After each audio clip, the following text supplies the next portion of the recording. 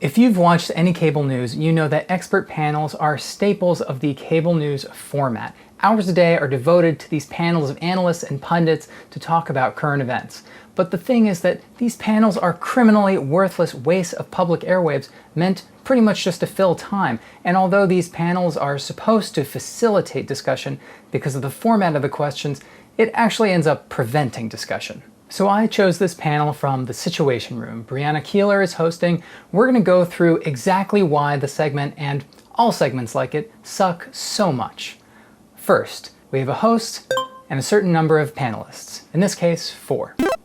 The host will introduce a topic. Tonight, we're told that President Trump is showing signs of increasing frustration with the uncertainty surrounding his Senate impeachment trial. He has been stewing and tweeting as staffers come and go from Mar-a-Lago, where he is spending the holidays, which she will present as something meaningful and consequential and real. Sources say Democrats have a clear strategy to keep him unsettled and get under his skin. And then she will say the name of a panelist and ask them to comment on the topic. This is done in the form of a question, but the questions are never definite or set up with the expectation of getting something concrete. It's just a way of saying, now it's your turn to talk. Phil Mattingly, sources have told you that it's given Democrats the opportunity to get under the president's skin.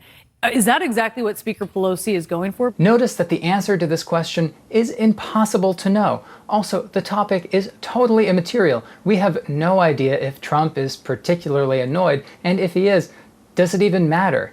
This topic is meaningless. The fact that he could be on tilt a little bit and kind of going off on Twitter about this certainly plays into the role of Democrats trying to hammer home the message of, look, we may not remove him from office. We may not even be able to dictate what the structure of the trial is going to be, but we want the president to be frustrated. We want to be able to show that what the Senate Republicans may end up doing with the support of the president is what they would view as kind of a sham trial. They like that message. This guy has the ball, and now his job is to say something that reinforces the premise that's already been laid out.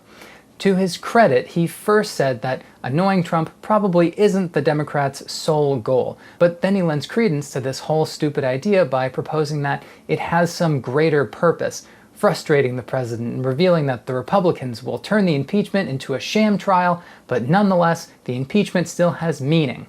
He's forced to do this because the alternative would be admitting that the premise on which they're speaking is stupid and pointless. But honestly, it doesn't take a lot to get under the president's skin, right? I mean, he is clearly rage tweeting from Mar-a-Lago right now, but any process that he doesn't think he can manipulate, he decries. And the American people are seeing the president really insult Speaker Pelosi. And this whole appeal to decency, Americans can see him insulting Nancy Pelosi, these are all subjective ideas, and it doesn't take an expert to come up with them. Do you think, David Swerdlick, that it's affecting public opinion?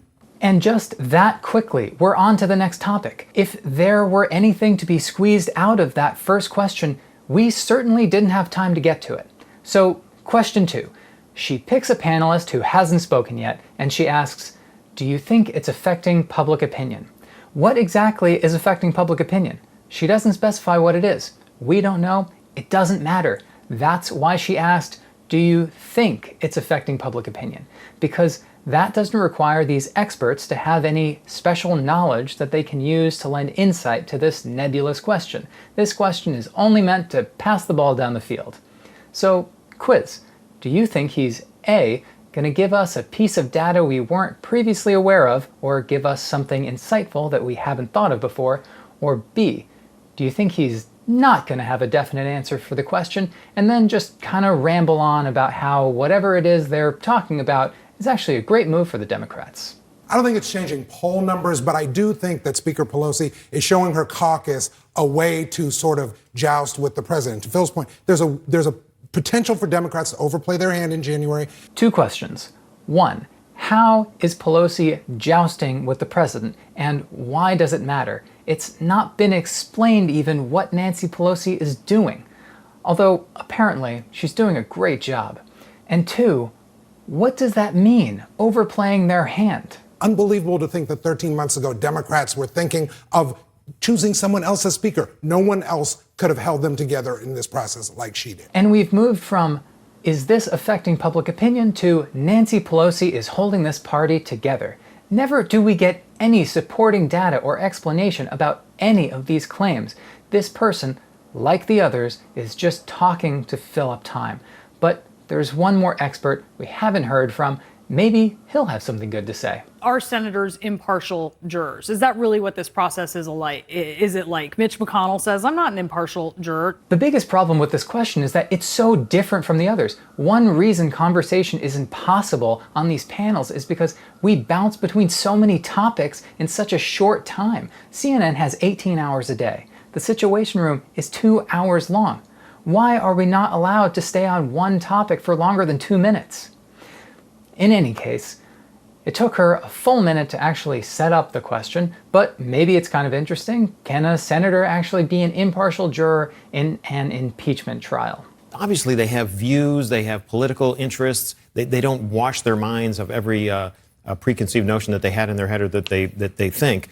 But the oath that they're going to swear is to do impartial justice according to the Constitution and laws. That's what they're supposed to do. This was probably the closest to substance this panel came. This person is coherent, has things to say that most people probably aren't thinking about, and he ended on the same topic that he started with. This is the first time in this panel that we're hearing someone display some expertise and not just ramble and conjecture and end up in a totally different place from where they started. But whatever, because this isn't even passed between the panelists. It took a minute to set up, only 45 seconds to answer, and now we have to move on to the next question. I want to ask you guys about what may be one of my favorite stories of this holiday week. This is the cut that the Canadian Broadcasting Corporation made to a classic holiday movie. Home Alone 2 is what we're talking about, and this is the missing scene. Excuse me, where's the lobby? Down the hall and to the left. Thanks. But the president took to Twitter. He said, I guess Justin T doesn't much like my making him pay up on NATO or trade. Then later he said, the movie will never be the same.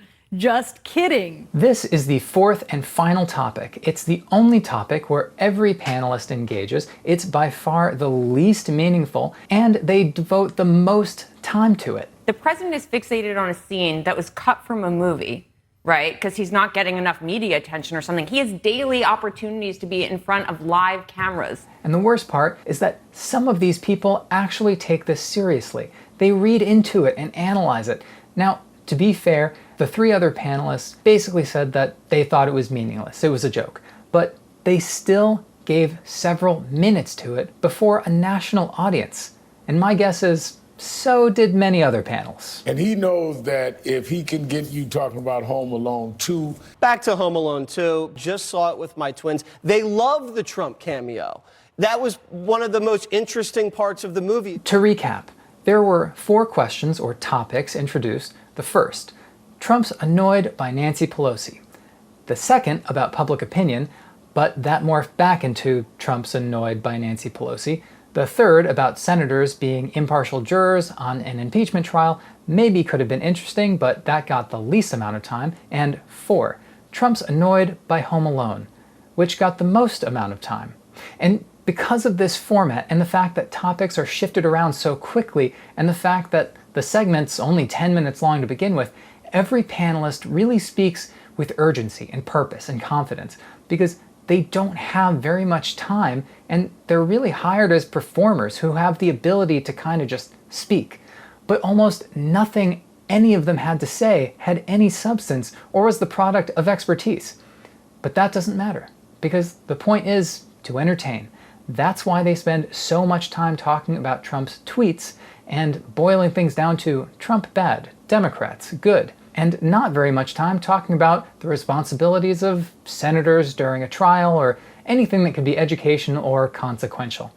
And given this, is it any wonder why so many people hate Trump yet seem to know nothing about policy? For such a truly evil person and administration, why are there so many people devoting so much energy and hate to the most trivial aspects of his persona?